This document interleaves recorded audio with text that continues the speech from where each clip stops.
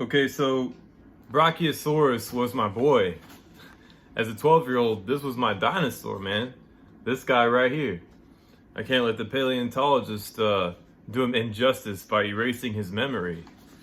That being said, look at his nostrils, man. Look at this. They were on top of his head. It's like putting your nose up here, man. It's weird, right? He was aquatic. He's sitting there walking around in shallow oceans, shallow lakes. Well, when he had to, at least. Of course, he could probably dip his head underneath the water, like in this one picture right here. You dip his head underwater and dig out some vegetation that nobody else can get to. And I wrote a new Vixer paper here overviewing what's going on here. And I did a poor job of explaining the atmospheric pressure thing to listeners, and I thought about it last night when I was on the phone with Celeste. I was like, what's wrong here? What am I doing wrong? And hi, Celeste. Now, Zdeněk Burian in 1941, he's the guy that painted this. So it was basically understood back in the day that, you know, large dinosaurs like that were semi-aquatic. When they got really big, you know, they got a lot of more mobility moving around in the water. And if you see size comparisons of these bad boys, these things are huge, man. There's no way that these things were mostly land dwellers. They were aquatic, semi-aquatic. That being said, you know, the buoyancy is what helps them float. And in this paper, I'll just go ahead and read out a lot of this stuff to you guys, so you know. I have here in the abstract, well, the title of this is Dinosaurs Could Submerge Themselves and Breathe While Walking in Shallow Lakes. Their long necks really did function as snorkels. So these are basically snorkel lizards. I'm cool with that. Abstract. It was claimed that a Brachiosaurus would suffocate while walking in a shallow body of water because of the pressure of the water. People in the early 1900s painted dinosaurs walking in shallow bodies of water as Zdeněk Burian did. Fast forward to the future, paleontologists claim that this would not be possible because the pressure in the water would collapse the dinosaur's lungs before they put him outside of the water. Now we're going back to dinosaurs easily navigating the shallow seas because of the ancient atmosphere being much denser during the existence of dinosaurs, which is 3 to 5 bar. Daniel wrote about it supporting Octavie Levenspiel's understanding that the atmosphere was about 3 to 5 bar during the time of dinosaurs. And the explanation here, I had to work this out because I was a bit frustrated. But basically what happens is, say for instance you're underwater and pretend this is a snorkel. You're breathing underwater. The deepest your lungs can go underneath the water is around 3 feet, about a meter. Before it gets too hard, you can't expand your lungs back out again because the water pressure is too great. Around 1.09 bar of water pressure would prevent, you know, you from being able to breathe the 1 atmospheric pressure that's above the surface with like a long snorkel. Any deeper than that, you wouldn't be able to expand your lungs out. It would just be too hard. The water pressure would keep them crushed. So it's about 109% normal atmospheric pressure. So what I did here is I put 1.09 bar, which is the atmosphere, over 1 bar, 109% normal atmospheric pressure. Now, what the paleontologists did is they assumed that Brachiosaurus's atmospheric pressure was also 1 bar. They assumed that 100 million plus 150 million, 200 million years ago, which is a hell of a long time ago, the atmosphere of the Earth was also at 1 bar at the surface. But we just know that it just simply isn't true, just by looking at the evidence inside of dinosaurs themselves. The dinosaurs are the evidence. But basically what we have here is for every 33 feet of depth, you add 1 bar.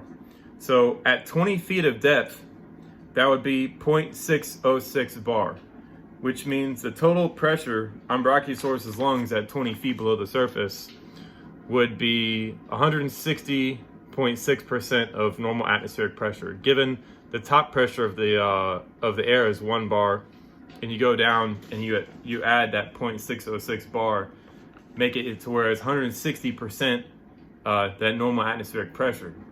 That's way, way, way too much. The Brachiosaurus, of course, wouldn't be able to breathe with that much pressure on his lungs. But what the paleontologists don't realize is that the atmospheric pressure was a lot higher. Brachiosaurus's environment, given, 20 feet below the surface is pretty deep. I'd say about maybe 20 to 14 feet, about that. And as well, the atmosphere was about 3 to 5 bar, probably even higher than that, maybe a tad bit higher. So given Brachiosaurus's environment, the main atmosphere was about 5 bar, which is 5 atmospheres of pressure. 33 feet of depth at, again, 20 feet below the surface. For every 33 feet, you add about 0.606 bar. Or at 20 feet, that's 0.606 bar. So the total pressure on the Brachiosaurus's lungs would be 5.606 bar. So a total of 5.606 atmospheres on the Brachiosaurus's lungs when he's 20 feet below the surface. But what you got to realize is that that's a differential pressure. So if you take that total pressure underneath the surface of the water, and then you add that 5 bar, that's the normal atmospheric pressure that the Brachiosaurus is breathing in, you only get about 112% normal atmospheric pressure. And 112 is about 109%. It's very, very close. If you want to set it to exactly 109%, that'd be 14.85 feet below the surface, which is completely reasonable. I'd say the Brachiosaurus's neck would probably sit a little bit higher above the water. So take this water level and lower it just a little bit, and he would be just fine. He'd be able to navigate that just perfectly. There wouldn't be a problem. And gosh, that being said, that's a lot different than 160%, with the assumption that the Brachiosaurus's main atmosphere is one bar. And that's basically the difference here, is that when you have a creature like this existing in a much thicker atmosphere at a much higher pressure, the entire environment is different. It all changes. There isn't it's a very different way of looking at the past, at the creatures that existed on the earth in the past. Another quick example is like dragonflies.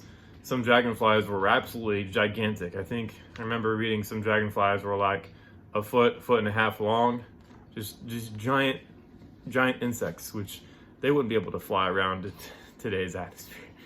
It's just too big. And then there's I'll go ahead and link Levenspiel's papers to the bottom, and Daniel Archer's papers, and of course the general theory. But basically, to have creatures flying around that wouldn't be able to fly in our thin atmosphere, to have Brachiosaurus breathing with his neck as a giant snorkel, you have to have a higher atmospheric pressure. And as well, there are other aspects to the environment that involve the way that the geology of the surface works at higher atmospheric pressure. I don't want to exactly go into that. I think Levenspiel does. I have to keep on reviewing his work and try to make it all make sense. But for the most part, this guy, oh yeah, he was a water dweller, big time. Anyways, I think I made this talk way long enough. And all right, y'all, take it easy.